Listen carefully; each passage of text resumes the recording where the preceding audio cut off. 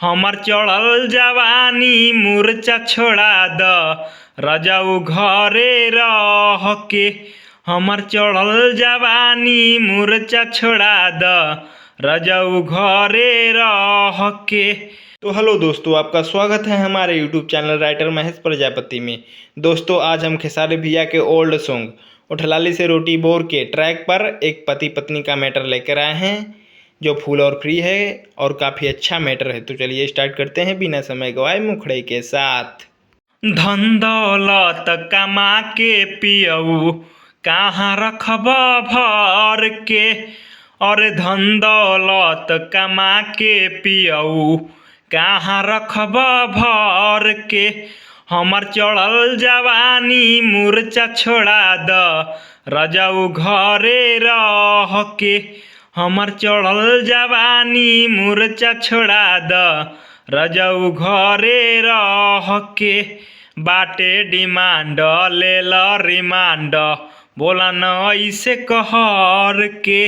अरे बाटे डिमांड ले ल रिमांड, बोला न ऐसे कहर के। हमर चढ़ल जवानी मूर्छा छोड़ा द रजऊ घरे रह के। हमर चढ़ल जवानी मूर्छा छोड़ा द रजऊ घरे रह के। अंतरा फर्स्ट। रुपया कमैला से पूरी नहीं इच्छा, जल्दी से घरे आवो कौन सुनब नहीं खिस्सा। एहो रुपया कमैला से पूरी नहीं इच्छा, जल्दी से घरे आवो कौन सुनब नहीं खिस्सा। मन भइल हमर पागल हो, देहिया में आग बाटे लागल हो।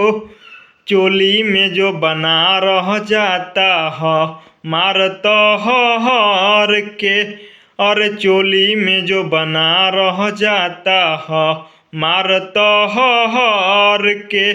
तो चढ़ल जवानी मूर्छा छोड़ा द रजऊ घरे रह के। हमर चढ़ल जवानी मूर्छा छोड़ा द रजऊ घरे रह के। तो दोस्तों, लास्ट अंतरे के लिए हमसे संपर्क करें।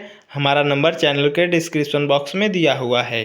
तो दोस्तों, इसी तरह का फुल और फ्री सॉन्ग पाने के लिए हमारे चैनल को सब्सक्राइब करें और वीडियो को लाइक करें। तो चलिए मिलते हैं किसी नेक्स्ट वीडियो में, तब तक के लिए बाय।